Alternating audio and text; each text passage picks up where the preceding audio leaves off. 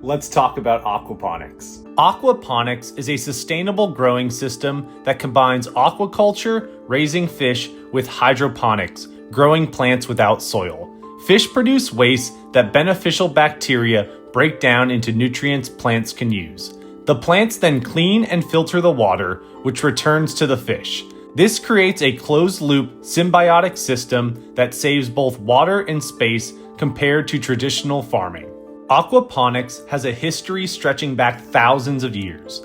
The Aztecs built floating gardens called chinampas, where crops grew on rafts while fish lived in the water below.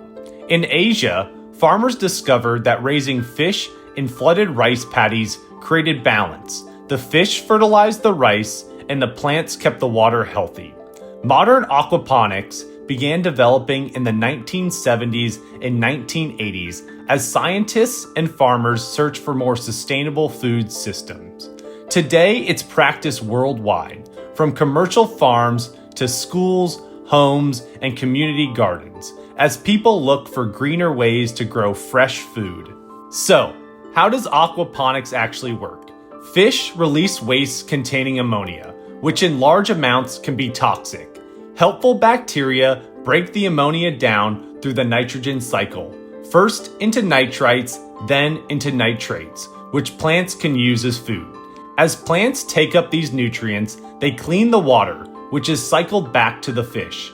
To keep everything thriving, the system relies on balanced oxygen, pH, and temperature. In this way, aquaponics mimics a natural ecosystem, where waste becomes a resource. There are also a few different types of aquaponics systems. Media bed systems are the most common for beginners, where plants grow in gravel or clay pebbles that filter the water. Deep water culture systems use floating rafts that let plants sit directly on the water's surface. Nutrient film technique systems grow plants in long channels with a thin film of water flowing through.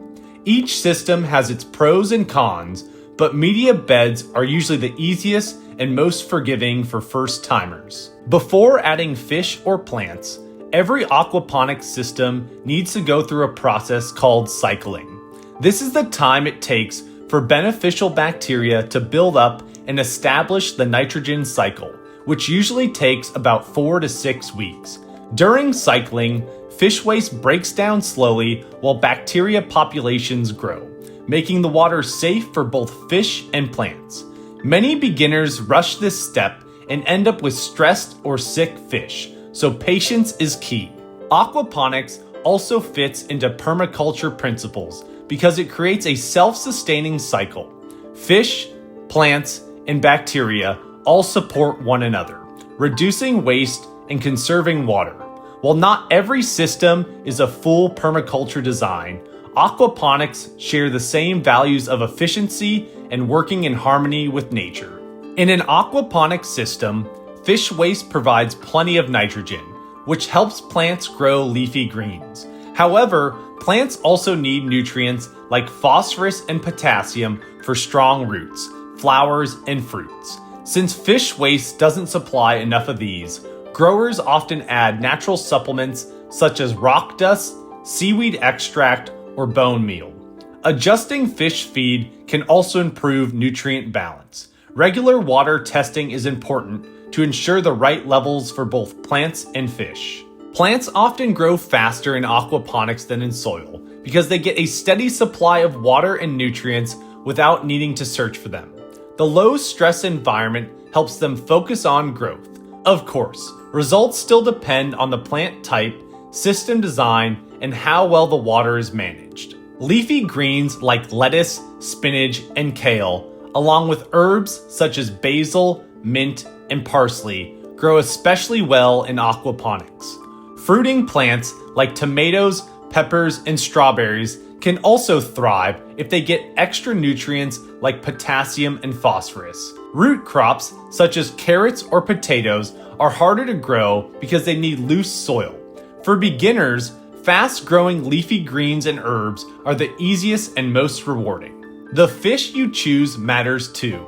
Tilapia, trout, catfish, and goldfish are all popular options. Tilapia are hardy, fast-growing and tolerant of different water conditions. Trout prefer cooler water, making them ideal for colder regions. Goldfish aren't for eating, but they are great for beginners learning the basics. Aquaponics systems can be built in many sizes, from small home setups to large commercial farms. A simple system can be made with a fish tank and a grow bed, while advanced operations use greenhouses and large water tanks. The cost depends on the scale and complexity, but many people start small and expand over time once they are confident.